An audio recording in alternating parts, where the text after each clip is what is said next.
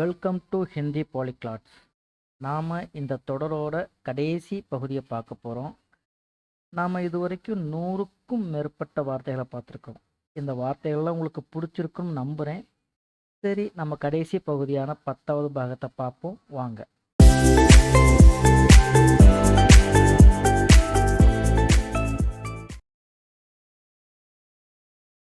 S, நான் ஏற்கனவே சொன்ன மாதிரி கடைசி பாகமான 10வது பாகத்தை பார்ப்பதற்கு முன்னாடி இந்த மாதிரி வார்த்தைகள் உங்களுக்கு ஏதாவது தெரிஞ்சிருந்தா எனக்கு கமெண்ட்லேயோ இல்லை மெயில் ஐடிக்கோ தெரியப்படுத்துங்க.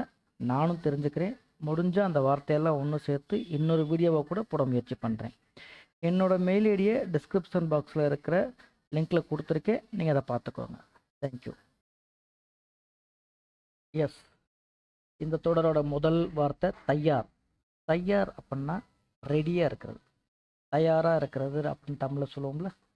இதை ஹிந்தியில் வந்து தயார் அப்படின்னு சொல்லுவோம். தயார் அப்படின்னா ரெடி, தயார். ரெண்டாவது வார்த்தை பாசார். பாசார் அப்படின்னா மார்க்கெட். நம்ம தமிழில் வழக்கமாக பேசுகிறது வந்து பஜார் அப்படின்னு சொல்லுவோம். ஸோ பாசார் அப்படின்னா மார்க்கெட், கடைத்தரு. மூன்றாவது வார்த்தை தன். தன் அப்படின்னா வெல்த், செல்வம். தனலக்ஷ்மி, தனம், தனப்பால் அப்படிலாம் பேர் வைப்பாங்கள்ல. ஸோ அந்த தன் அப்படிங்கிற வார்த்தை வந்து செல்வத்தை குறிக்கிறது, வெல்த்தை குறிக்கிறது. நான் ப்ராக்கெட்டில் ஜன் அப்படிங்கிற ஒரு வார்த்தையை வச்சுருக்கேன். அது வந்து ஹிந்தி வார்த்தை. இப்போ இந்த ரெண்டு வார்த்தையும் சேர்த்து படிக்கும்போது உங்களுக்கு அடிக்கடி கேள்விப்படுற ஒரு விஷயம் ஞாபகத்துக்கு கண்டிப்பாக வரும். அது என்னன்னா ஜன்தன் யோஜனா அப்படின்னா பிரைம் மினிஸ்டர் வந்து 2014 அறிமுகப்படுத்தினார். எல்லா மக்களுக்கும் பேங்க் அக்கௌண்ட் நம்பர் இருக்கணும் அப்படின்னு. ஸோ ஜன் அப்படின்னா பப்ளிக்லேருந்து பணத்தை பேங்க்கில் போடுறதுக்காக உருவாக்கின ஒரு திட்டம் தான் ஜன்தன் யோஜனா. யோஜனானா திட்டம். நீங்கள் நெட்டில் கூட போட்டு பாருங்கள் ஜன்தன் யோஜனா என்னன்னு. இதுக்கு அடுத்த தடவை இந்த வார்த்தையை படிக்கும்போது கண்டிப்பாக அதுக்கு ஞாபகத்துக்கு வரும், இது மறக்காது. சரிங்களா? ஜன்தன் அப்படின்னா ஜன் அப்படின்னா பப்ளிக், தன் அப்படின்னா வெல்த். நான்காவது வார்த்தை முக்காபிலா. முக்காபிலானா போட்டி, காம்படிஷன். ஆக்சுவலாக இது ஹிந்தி வார்த்தை. இந்த வார்த்தை எதுக்கு நான் வச்சுருக்கேன் அப்படின்னா ஒரு பாட்டில் கூட, ஒரு பிரபுதேவா பாட்டில் கூட வரும் முக்காலா முக்காபிலா அப்படின்னு. ஸோ அதுக்காக இந்த வார்த்தையை வச்சுருக்கேன். நான் ஏன் படத்தோடையும் பாட்டோடையும் லிங்க் பண்ணுறேன் அப்படின்னா அது அவ்வளோ சீக்கிரம் உங்களுக்கு மறக்காது. நீங்கள் எப்போயாச்சும் அந்த பாட்டை கேட்கும்போது இந்த வார்த்தைக்கு தான் அர்த்தம் அப்படிங்கிற மீனிங்கில் உங்களுக்கு தெரியும். அதுக்காக தான் நான் அந்த படத்தோடையும் பாட்டோடையும் லிங்க் பண்ணுறேன். சரிங்களா? முக்காபிலா அப்படின்னா போட்டி, காம்படிஷன். நீங்கள் கிரிக்கெட்டோ இல்லை ஃபுட்பாலோ நீங்கள் ஹிந்தியில் கமெண்ட்ரி கேட்டிங்கன்னா கண்டிப்பாக இந்த வார்த்தை அடிக்கடி யூஸ் பண்ணுவாங்க. கேட்டு பாருங்கள்.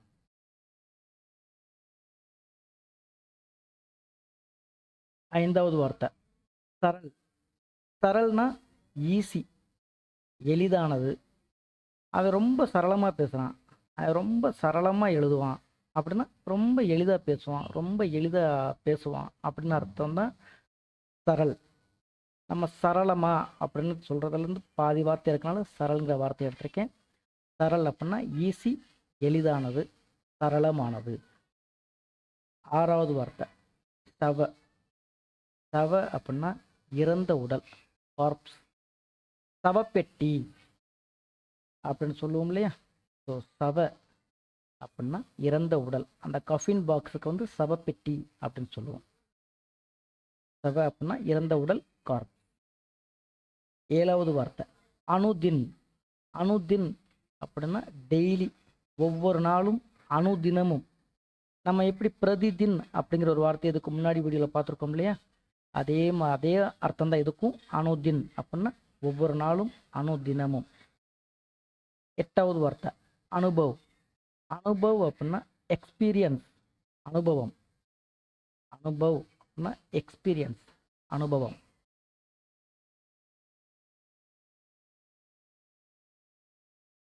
ஒன்பதாவது வார்த்தை ஆபரன். ஆபரன் அப்படின்னா ஆர்னமெண்ட், ஜுவல். ஆபரண மாளிகை. இந்த தங்க கடைக்கு, வெள்ளி கடைக்கெல்லாம் நம்ம போர்டில் நீங்கள் பார்த்துருப்பீங்க ஆபரண மாளிகை அப்படின்னா. ஆபரணம்னா ஆர்னமெண்ட், ஜுவல். ஆபரன், ஆபரணம். 10வது வார்த்தை தோபி.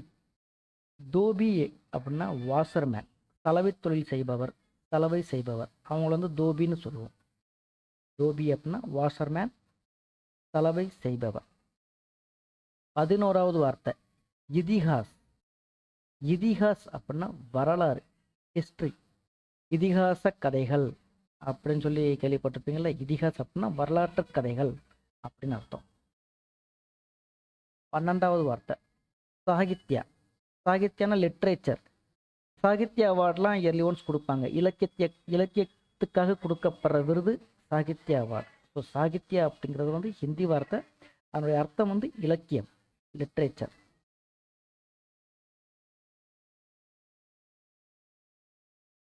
13வது வார்த்தை நிராஷ்.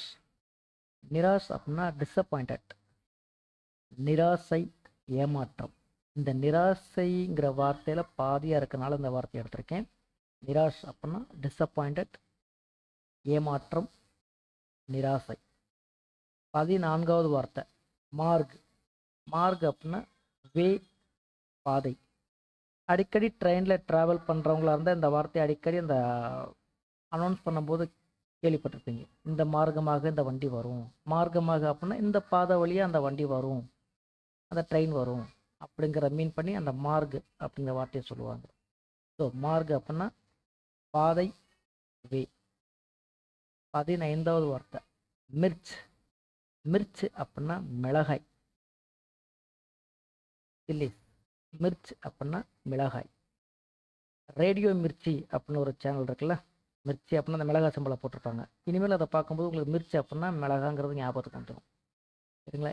இதுவே காளி மிர்ச் அப்படின்னா மிளகு. காளி அப்படிங்கிறது வந்து காளா அப்படின்னா கருப்புன்னு பார்த்தோம் இல்லையா, அதனுடைய பெண்பால்னு வச்சுக்கோங்களேன். காளி மிர்ச் அப்படின்னா மிளகு. காளி மிர்ச் அப்படின்னா மிளகு. வெறும் மிர்ச் அப்படின்னா மிளகா. 16வது வார்த்தை ஆலு. ஆலு அப்படின்னா பொட்டேட்டோ, உருளைக்கிழங்கு. ஆலு பரோட்டா கேள்விப்பட்டிருப்பீங்கள்ல. ஆலு அப்படின்னா பொட்டேட்டோ, உருளைக்கிழங்கு.